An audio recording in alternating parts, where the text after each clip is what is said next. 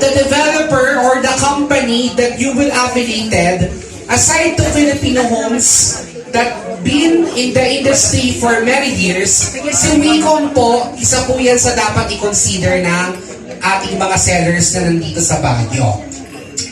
Alright, so ito po yung ating geographical presence. Available tayo Luzon, Visayas, and Mindanao. Okay. So, ano po ba yung mga upcoming projects natin? So, we originated in San Juan City, Quezon City, Mandaluyong, Cainta Rizal, San Juan, Las Piñas City.